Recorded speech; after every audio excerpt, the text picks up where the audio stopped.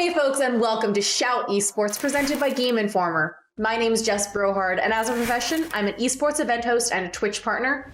I've been hosting and creating content since about 2013, and most recently I've been working on titles like Call of Duty and Rainbow Six. So as you can probably imagine, in my years doing this, I've learned a thing or two about setting up a streaming environment, creating content, casting esports broadcasts, getting an agent to represent me, networking within the space, securing sponsors, and constantly improving and iterating. So I thought to myself, why just sit on all this knowledge? Why not share it with you? There are tons of creators out there, maybe even just like yourself, who just know you'd be great at commentating for your favorite esport, but you're not quite sure how to get your foot in the door. Maybe you've always thought you'd make a great streamer, but you're not sure what equipment you need or which platform is best for you. Or maybe you've already been creating videos and live streams and commentating broadcasts, but you're looking for a way to monetize your content and move up to bigger productions. That's where I come in. Since I basically had to make it up as I went along, I'm going to be sharing with you the exact steps I took and how you can replicate my path and get started in your career as an esports host, caster, or content creator. So first, let's get started by defining what exactly is a host versus a caster, and the role of each within an esports broadcast.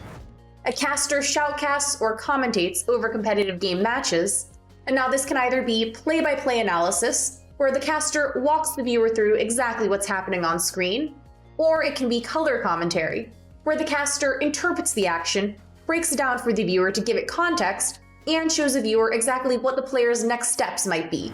Now, a host is usually the first person you see on an esports broadcast welcoming viewers to the event. After that, he or she will usually kind of lead the whole broadcast by driving discussions on the desk, conducting post-match interviews, tossing to break, interacting with the casters, and providing updates on the bracket.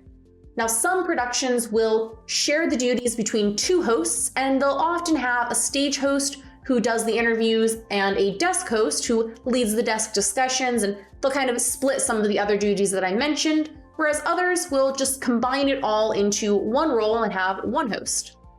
Note that there technically is a distinction between hosting versus casting, but especially nowadays in the era of remote productions, the lines have been blurred and the terms have begun to kind of be used interchangeably, and we're seeing a lot more crossover between a host and a caster. And in fact, I've been hired on for multiple productions now where I'm technically hired as a caster, but they don't actually have a separate host position, so the casters do all the hosting as well. And that's perfectly fine, because at the end of the day, the purpose of hosting and casting is kind of the same, which is to tell a story. As a member of an esports broadcast talent team, whether you're a host or a caster, you're there as a liaison between the players and the viewers. You're the eyes and ears at an event, there to observe all the action and interpret it for the fans, telling them why a certain play is noteworthy or what a particular win or loss means for a team. As for how streaming fits into all this, well, almost every caster I know also streams on Twitch, and then I've actually seen plenty of streamers get their start by streaming first, and then later getting hired on to the official broadcast talent team for the game that they stream.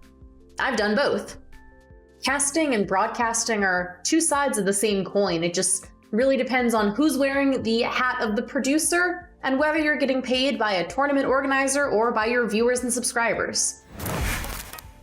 Okay, so now that we know what the role of esports talent is, let's dive into the why. And I want to focus on why you're here.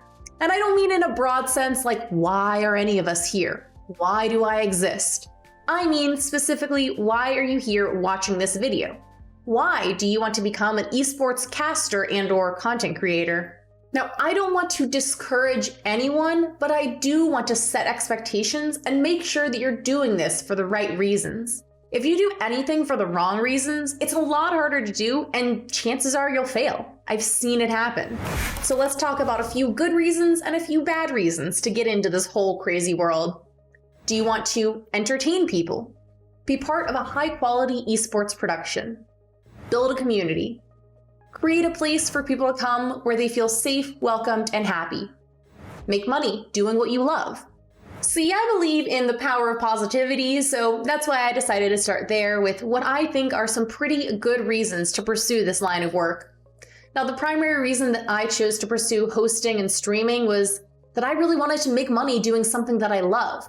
And what I really love is playing video games and entertaining people. I really love being able to brighten someone's day, building a community where people feel included and welcomed, and also being a piece in the puzzle that is an esports tournament. So now let's look at some not so great reasons to pursue this line of work. If you're looking to get rich, be famous, gain attention and popularity, or be well recognized and win awards, your heart might not be in the right place. Now sure, all of those things can certainly happen. I mean, just look at folks like Courage and Maven. They're both incredibly talented casters and content creators who have won awards, are probably doing pretty well financially, and frankly, they have legions of fans and followers at every turn. But having worked with both of them, I can tell you that all this fame, money, and attention are side effects of what they do, not results to chase. When you're working on an esports production, even if you're the one on camera, you're not the only one there, and the show is not all about you. There are dozens, if not hundreds, of other people all working on that same production to make the show go smoothly. So now let me throw some numbers at you. Last I checked, there are 3.2 million people who broadcast on Twitch. 220,000 of those are affiliates, and another 27,000 are partners. So that means that just 7% of everybody who streams on Twitch is even eligible to make money off of it. Further, of those 27,000 partnered streamers, which by the way, if you do the math, and I did, comes out to just 0.84% of all streamers. An even smaller percentage of those is actually able to make a full-time living off of just Twitch. And as for hosting and casting, there's really no way of telling how many people are kind of aspiring to do it versus how many people are actually doing it full-time, because there's just no data published. But the point that I'm trying to illustrate is that you've got a bit of an adventure ahead of you. The reason I'm putting so much emphasis on the why is because I firmly believe it will directly impact your results. Now, nobody's going to ask you, are you here for the right reasons when you show up on set? But your motivations are going to come through in your actions, your work performance, and the way you treat those you're working with. For instance, it doesn't matter how good you are on camera or how much a community might love you. If you're rude to the production crew, or constantly late for your call time, or engaging in racist or sexist behavior on social media or elsewhere, it's not too likely that an org or production company is gonna want to work with you again. Alright, so now we have covered the basics of what it means to be a caster or content creator, and we've established that you're doing it for the right reason. The only thing left to do is do it. But it's a bit of a catch-22, isn't it? I mean, no one's going to hire you to cast without first seeing you cast. So how do you get that initial exposure and experience you need to book more gigs? You do it yourself. Create your own gigs. You'll produce your own content, learn to cast, and cut together a reel of your work.